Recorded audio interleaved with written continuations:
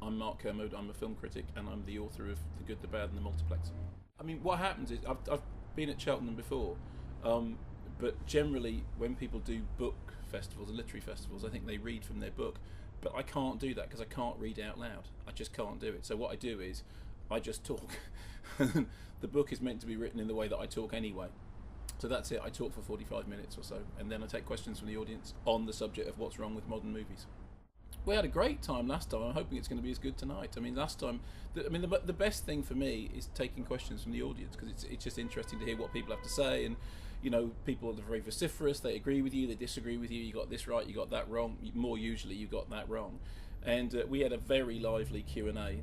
Very lively Q&A last time. So, you know, I'm looking forward to that again. I mean, it seems that the atmosphere is very relaxed. And that's what it's meant to be like. I just want, I want to know what people think, and I'm up for having a row. I did my degree in literature. That was what, and then my PhD actually in literature as well. So I mean, I was a writer first.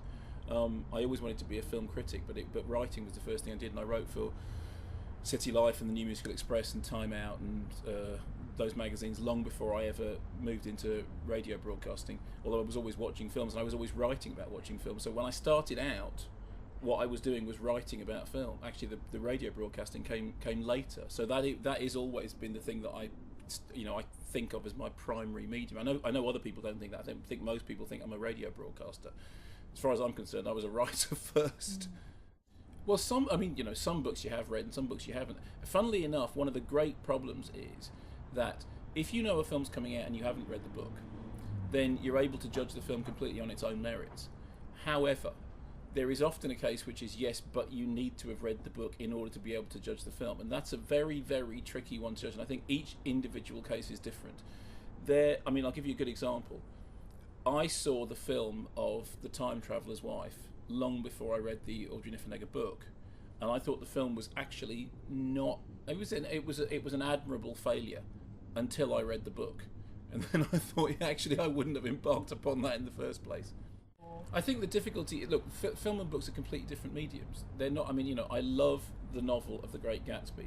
I quite like the film of The Great Gatsby that everyone knows with Robert Redford and Mia Farrow.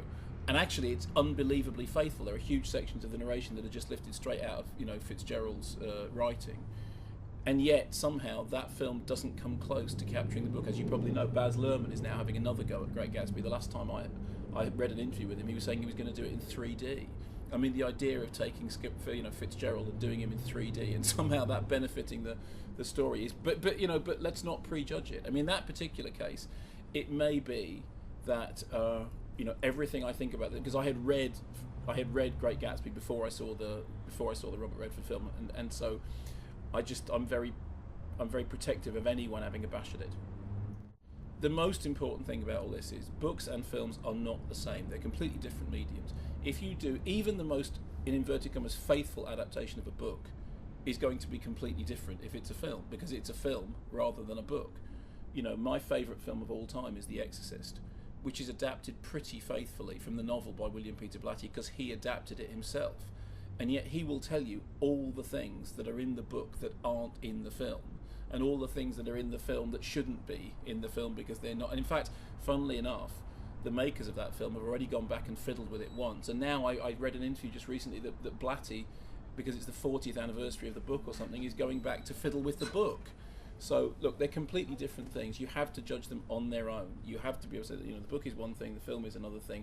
I don't think whether a film is great or not depends on whether or not it's faithful to a book, if indeed it is based on a literary source. I mean, everything has to stand or fall on its own terms. It's just that occasionally, having read the book, you sort of understand what it was that the film was trying to do.